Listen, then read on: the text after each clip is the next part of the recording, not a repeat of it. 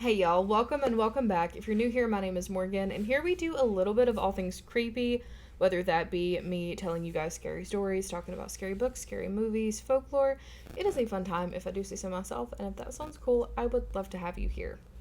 Now, this month we're doing nothing but reading stories that you guys have sent in to me, and that is no different from what is happening today. If you have any stories you'd like to share, please send them to this email address. More information will be in the description, along with podcast episode links and other social media links.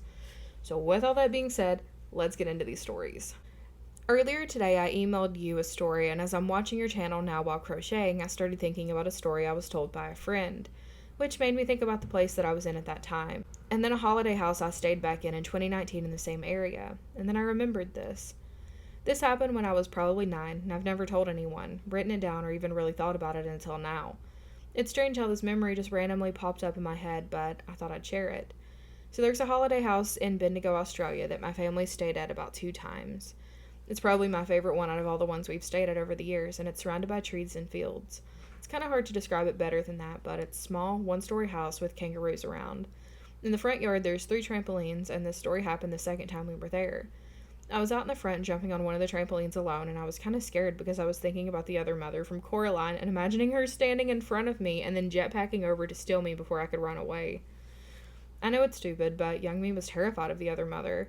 I turned around and saw that the other trampoline looked like So I turn around and see that the other trampoline looked like someone was bouncing up and down on it, but no one was there. My sisters were inside.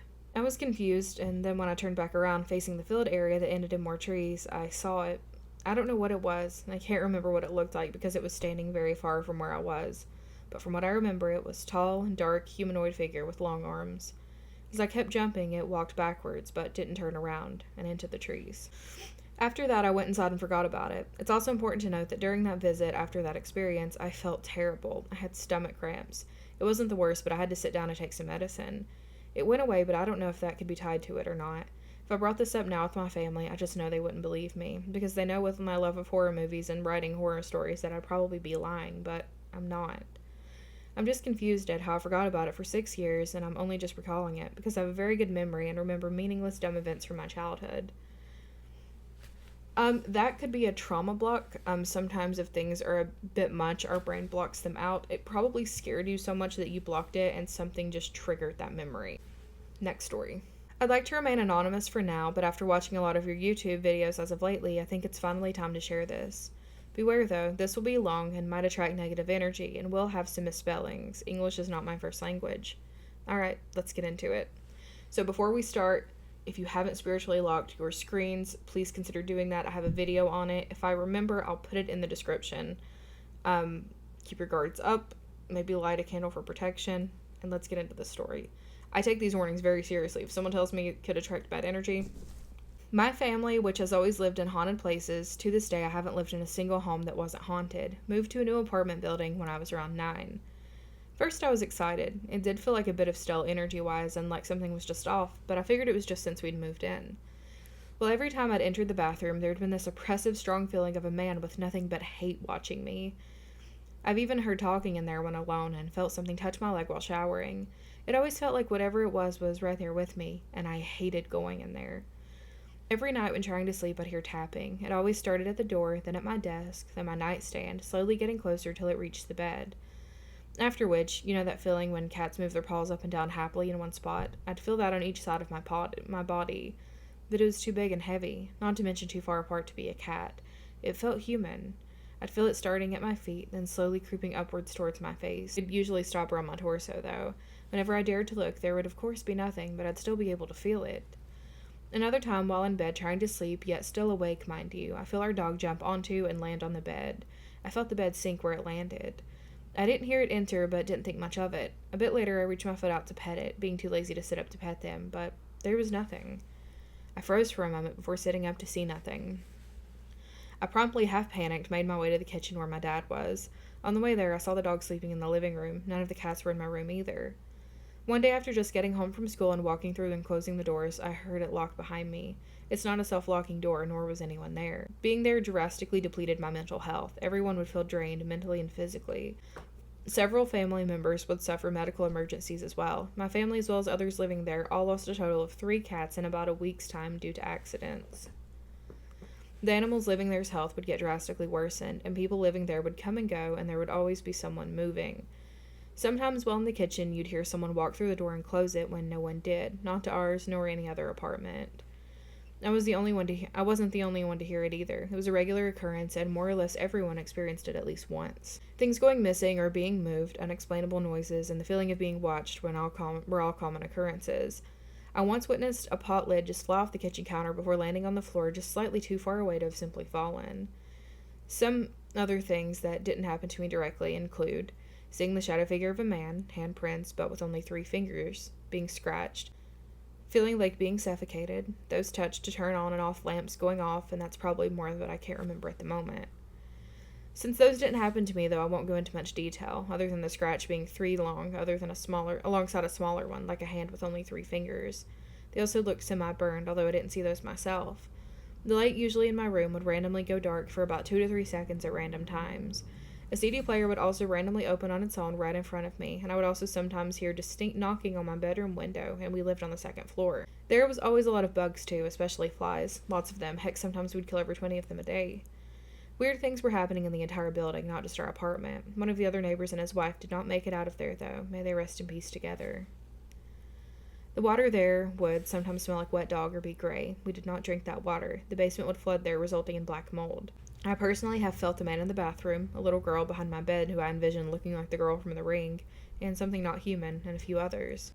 The building gave people bad luck, health issues, weird noises, and seeing weird things, hearing and feeling things, stuff going missing, and everyone feeling drained all the time. That's all I can think of for now. I have more stories that I might share in the future, as well as adding more to this if I remember more. Sorry if I wasn't written the best. I love your videos and cats, especially Squeak. Squeak! You want to come say hello? She's looking out the window. I think there's a bird out there. Okay, and they did send an update. They said, just remembered another part. Now, I've always had a lot of nightmares, but living there, they get so much worse. Do much more horrific and realistic things. To the point of feeling everything I did in my dreams, and some even included hurting loved ones. I would sometimes just get nosebleeds in my sleep without waking up, only to be horrified seeing blood all over my hands when waking up. I also woke up crying once because of how bad the dream I had was. Since moving out, as I am now an adult, I still have nightmares, but less of them. I also feel less drained, so does another family member too. Whenever I go back there, I can come full of energy and be okay the first day, then be completely drained the rest of the stay. My new living space is a lot better, though, still a bit haunted. No draining of energy or feeling watched by hateful energies or such. I'm pretty sure whatever's there is attached to the house itself or the land, or at least it chooses to stay there. I think that sounds about right, too. It's probably attached to the house. I'm glad it didn't follow you, though, because sometimes they can, and that's not fun. Alright, next story. I just want to say I've been watching you for a while now and finally have the courage to write in. Let me preface it with saying that I've always believed in the paranormal, and maybe this situation is why. So I live in upstate New York, and at the time of this story, I was around 5 to 6 years old. We lived in the house right next to the Erie Canal, which, as I got older, learning that water is a conduit for spirits and such has made even more sense. My mom was outside planting flowers in our little gardens that we had. We lived right off of a major route called Route 31, so it was always busy with traffic. I was inside doing whatever kids do, whatever it was, playing with my dollhouse or watching Rugrats. I got up from whatever I was doing in our living room and walked toward the kitchen. As I turned, I saw a full-body apparition at the side of our refrigerator, which as a child scared the absolute bejeebus out of me, and then it proceeded to move. That's when I lost it and ran outside to tell my mom what happened. Since I ran out of my house crying, my mom of course started to run down towards me from the garden closest to the road. Just as that happened, a car swerved into our driveway and threw their beer bottle out of the car window, which proceeded to hit my mom's thigh and smash. Had she not moved to come down to me when she did, I truly believe she would not be here today. Come to find out that at a later age, my great-grandmother lived in that house. She sadly passed away from a brain tumor 1 month to the day before I turned 1. She passed away at home on hospice in that house, and I truly believe that she was there looking out for us that day. Also, please give your kitties love for me, as I just lost my little familiar, a 15-year-old tortie kitty named Squish last month. But don't worry, she lets me know she's still hanging around and keeping me safe.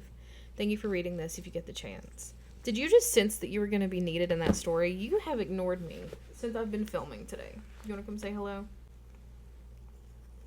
I'm just trying to get her to wait. You're right, though. That was definitely, yep, keeping you safe. Alright, next story.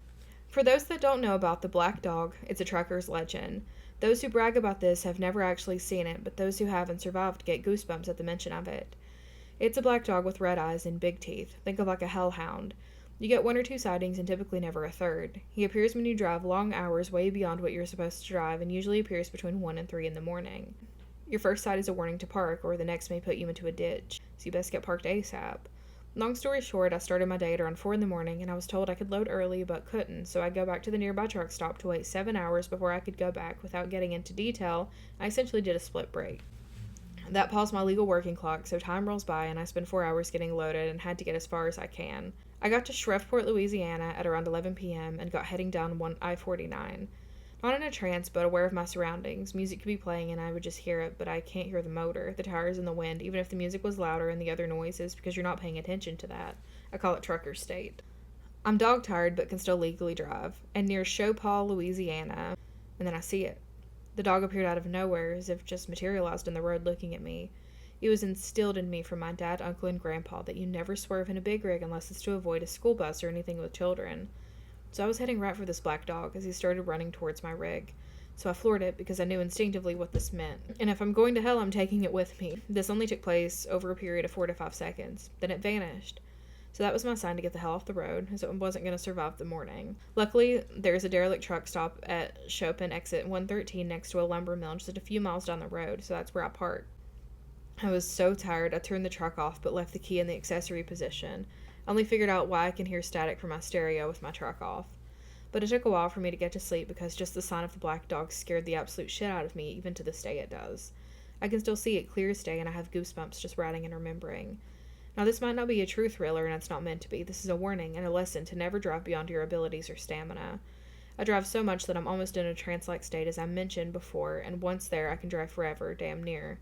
But it'll come out when you least expect it, scaring you to either rest or worst case swerve. Potentially lose your life. I hope this makes it into a video. I just saw your channel and thought I'd give you a little bit of a story. Stay safe. If you can also, please spread the word to give big rigs room. We need a lot of space to stop and we can see things people in cars can't. So if you see your signal on, please let us over. It can be life-saving. A car almost got turned inside out and my load almost came through my cab because no one let me over when a car pulled out in front of me at 70 from the shoulder. Drive safe out there and remember making it home safe is most important every day. I agree. My dad actually, he hasn't done it for his entire career. The past 30 years he has though, but my dad is a truck driver for a pretty big company. And yeah, he's told me some horror stories, some absolutely terrifying stories. But anyways, that is all for today. Thank you guys so much for hanging out with me, and I will see you tomorrow.